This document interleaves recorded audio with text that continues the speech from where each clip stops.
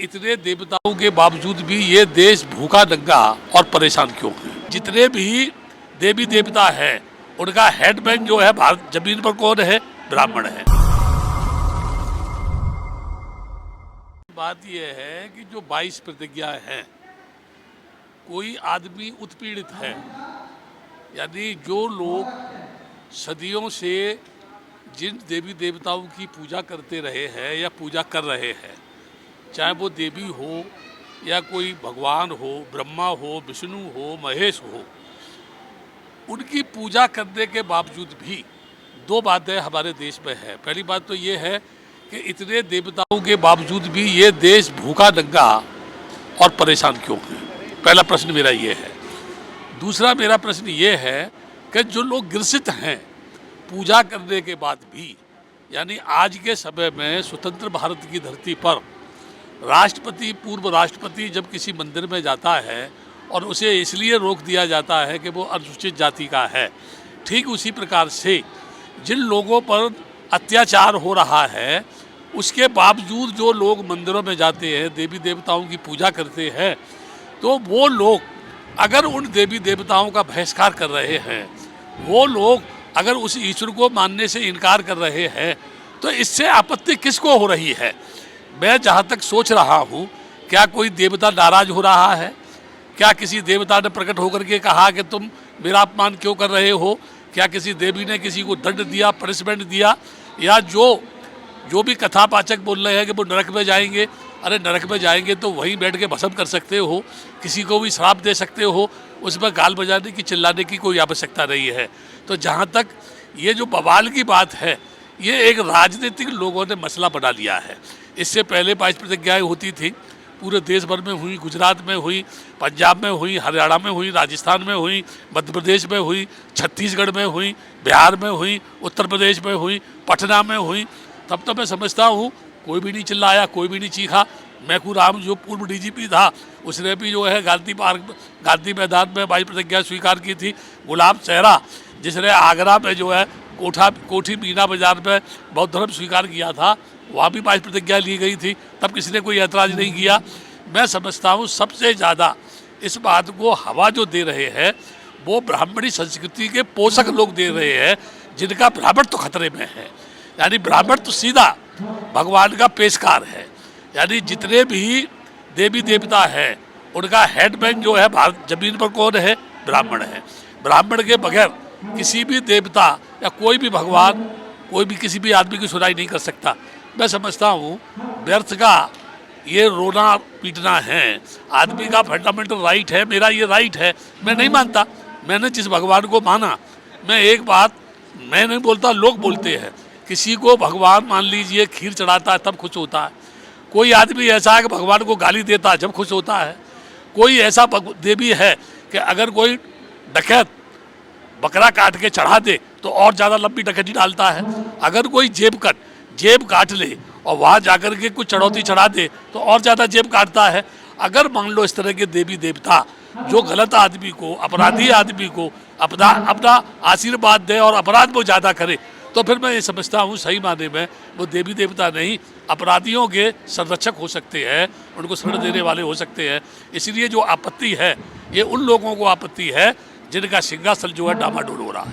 Sir, देश के काफ़ी सारे बौद्ध भिक्षुओं पे ये इल्ज़ाम लग रहा है कि वे कन्वर्जन करा रहे हैं, वो एक धर्म को कमज़ोर करने की कोशिश कर रहे हैं उन्हें दूसरे धर्म में ले जाकर। किस तरीके से देखते हैं इस इल्ज़ाम को? मैं एक बात बताता हूँ आपको, मुझे लमसम 50-60 वर्ष हो गए, मैं पूरे देश में घूम रहा हूँ। मैंने कभी किसी से ये नहीं कहा कि तुम बौद्ध धर्म स्वीकार करो। हाँ। मैं क्यों नहीं कहता? सबसे पहली बात तो ये कि आदमी को ये समझना पड़ेगा कि धम्म है क्या चीज़, है ना? कोई भी धम्म है दुनिया का XYZ, मैं किसी की ये नहीं कह रहा यहाँ पर कि मैं किसी को बुरा बता रहा हूँ। अगर कोई भी धम्म आदमी को आदमी से दूर करता है या किसी भी धर्म में आदमी को शोषण करने का संदेश देता है, या किसी भी धर्म में कोई भी व्यक्ति किसी व्यक्ति को ऊंच नीच कहता है, तो सही मानने में मैं उसे मानवीय दृष्टिकोण से धम्म मानने को तैयार नहीं हूँ। जहाँ तक बुद्ध के धम्म का संबंध है, बुद्ध कहता है अथ दीपो भव, तू अपना दीपक आप बन। अभी तो 90% लोगों को नहीं, बल्कि मैं कहता हूँ 95% लोगों को ये जानकारी नहीं है कि तू है कौन। जो आदमी मैं हूँ, मान लीजिए मैं अगर परमपिता प्रभु से कहूँ कि हे प्रभु मेरा कल्याण करो, अगर मैं नहीं चलूँगा, मैं कल्याण के मार्ग पर नहीं जाऊँगा, तो प्रभु मुझे उठा करके कल्याण के मार्ग पर पहुँचा देंगे क्या?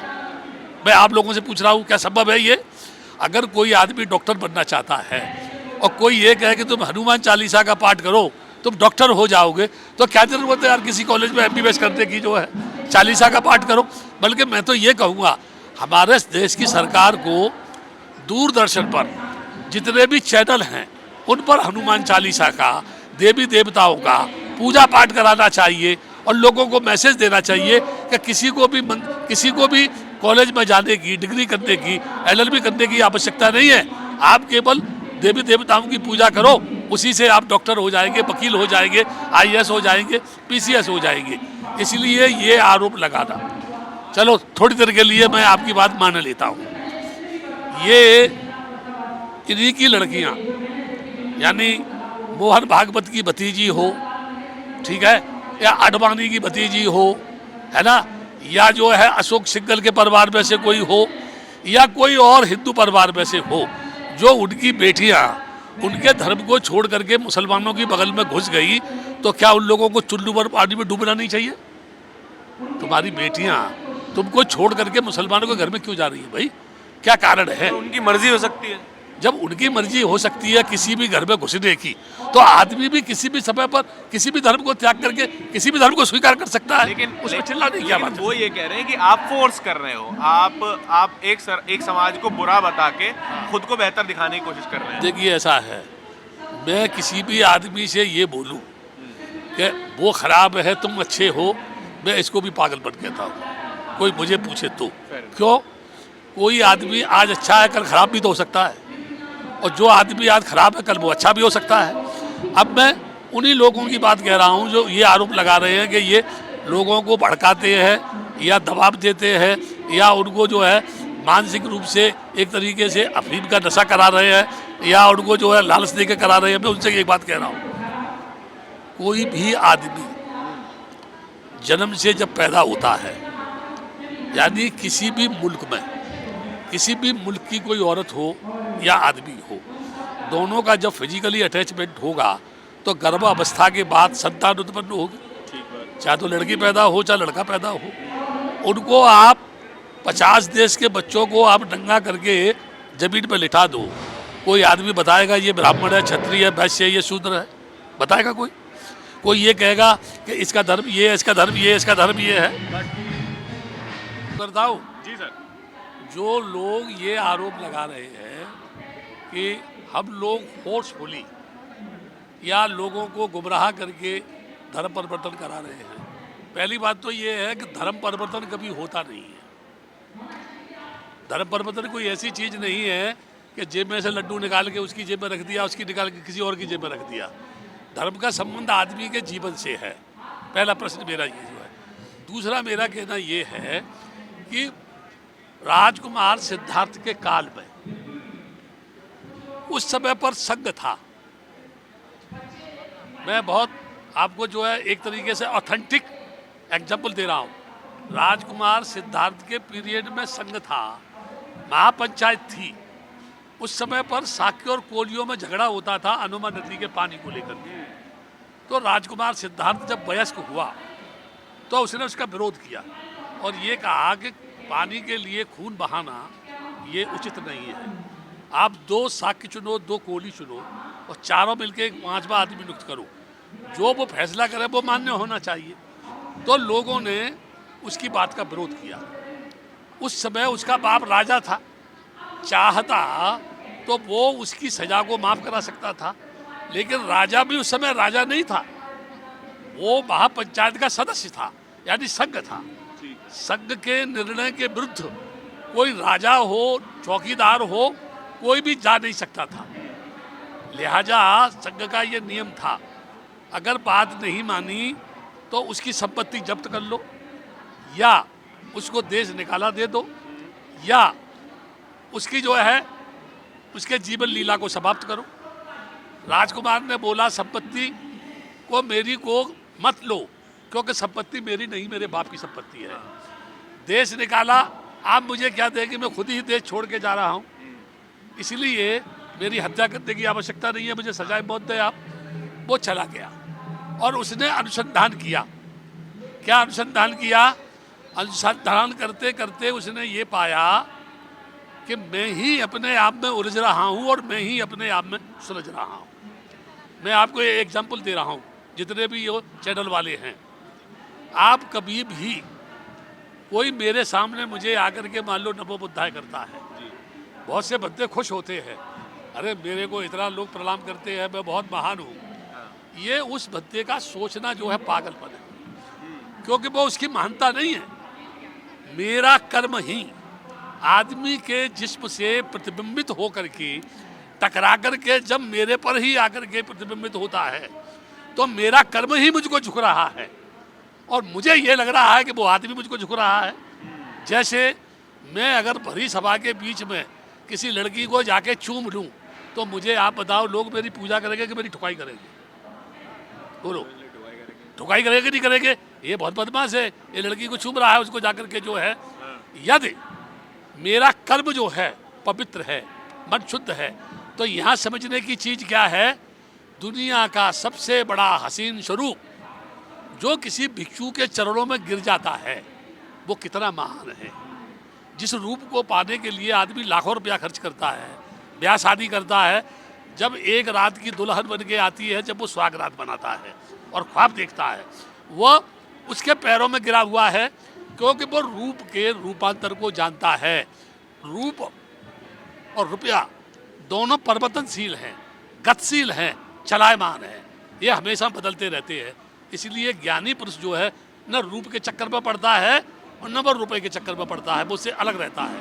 तो जब ये रूप परिवर्तनशील है, जीवन के दो किनारे हैं, जन्म लेना और मृत्यु को प्राप्त करना। आदमी पैदा होगा, उसके बाद मर जाएगा। जो भी आदमी किसी भी धर्म को मानने वाला है, जब उसे तकलीफ होगी, जब उसे परेशानी होगी, जब वो भूखों मरेगा, जब उसे न्याय नहीं मिलेगा, जब उस पर अन्याय होगा, जब उसकी ठुकाई होगी, जब उसे घुसने नहीं देंगे, जब उसे परेशान करेंगे, तो मुझे आप बताओ, जिस कमरे में कोई पिट रहा है, जिस कमरे में कोई घुट रहा है, जिसको रोटी नहीं मिल रही है, वो अपनी जान बचाने के लिए उस कमरे से भागेगा कि नहीं भागेगा?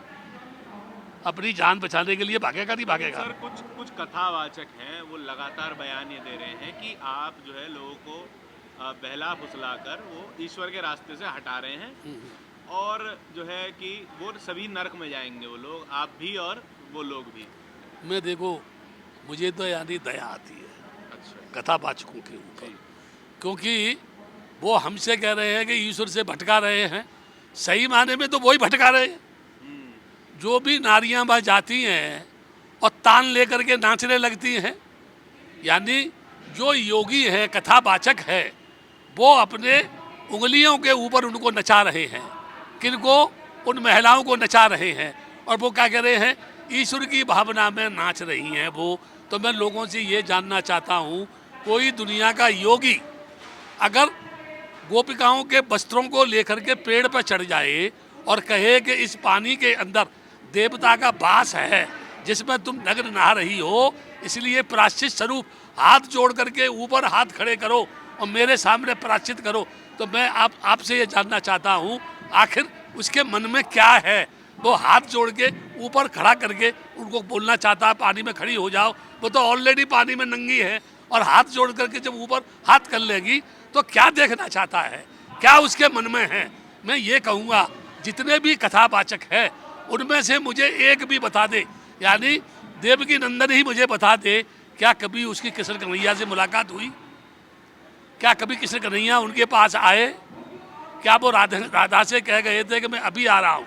बरसाने जाते समय बोले कि मैं अभी आता हूँ। वो राधा आज भी बैठी वृंदावन में, उसकी तलाश में बैठी हुई है, और वो कन्हैया आज तक नहीं आया। मैं ये जानना चाहता हूँ क्या है। एक एग्जाम्पल देना चाहता हूँ। शेष गणेश महेश जाहु निरंतर गामे, ताय अनाद अनंत अखंड अछेद अभेद सुभेद बतामे, नारद से मुन प्यास रहे पचे हारे तउप निपार न पामे, और ताय हीर की छोहरियाँ चचियाबर छाछप नाच नचावे।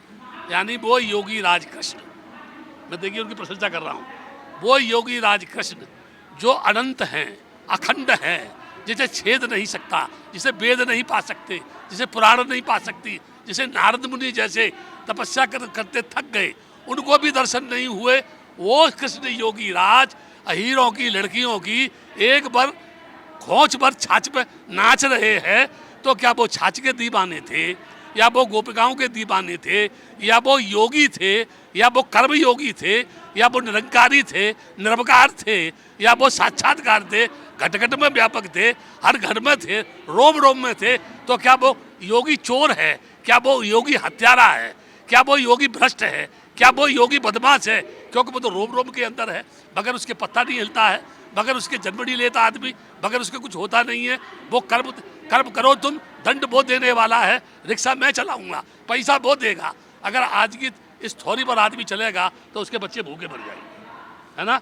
इसलिए जितने कथावाचक हैं उनको ये डर है कि अगर महिलाओं को ज्ञान हो गया, दुनिया की कोई भी महिला हो, मैं आपके चैनल के माध्यम से कह रहा हूँ, कोई भी दुनिया की महिला किसी मंदिर में जाए, किसी भी देवी के पास जाए, किसी की भी पूजा करे, किसी भी योगी की कथा सुने, किसी की भी भागवत सुने, यदि वो अपने मन से अपने पति को अच्छे ढंग से भोजन बना के नहीं देती है, अपने पति से अपने मन से प्यार नहीं करती है, अपने मन से अपने पति के साथ जीने मरण का संकल्प नहीं लेती है, कोई भी नारी पति के सुख दुख में काम नहीं आती है, कोई भी पति पत्नी के सुख दुख में काम नहीं आता है, वो नारी किसी भी देवता की शरण में चली जाए, कोई भी दुनिया का देवता उसकी रक्षा नहीं कर सकता है। अगर कपड़ा लाके देगा, अगर पेट भर रोटी देगा, अगर प्यार करेगा, यदि मोहब्बत करेगा तो उसका पति करेगा, उसको चाहने वाला करेगा। कभी भी कोई ऊपर से देवी देवता आकर के उसको अपने गले का हार नहीं बनाएगा,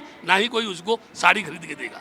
लेकिन इस तरीके की बातों से तो आप उन सभी कथावाचकों का रोजगार छीन लेंगे ना। अगर मैं क्या छीन रहा हूँ, बात समझ में आ गई तो रोजगार छीन जाएगा। मैं तो ये कह रहा हूँ वो और रोजगार करें। एक कहावत है, जी बुरे की प्रीत बुरी, जुए की जीत बुरी, कामनी के संग काम जागे ही काजल, काजल की कोठरी में लाग तू जतन कर, काजल का दाग भाई लागे ही लागे। उसे बचेगा कहाँ। किसी फिल्म का गाना है, आस निराश के दो रंगों में दुनिया तूने बसाई। आस और निराश, जहाँ आशा है वह निराशा है, जहाँ मैं है वह तू है, जहाँ राग है वह द्वेष है, जहाँ दुख है वह सुख है, जहाँ रात है वह दिन है, जहाँ आज है वह कल है। इसलिए मैं एक बात ये कहूँगा आपसे, कोई भी व्यक्ति दुनिया का किसी को भी गुमराह नहीं कर सकता है।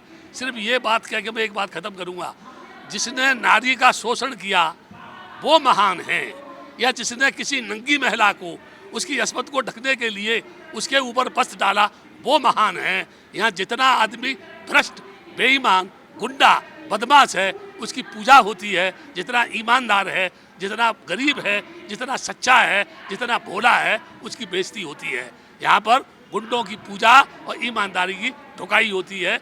ये हमारे देश का उसूल है। जितने देवता हैं सबके पास हथियार है कि नहीं है? मुझे बगैर कोई हथियार का।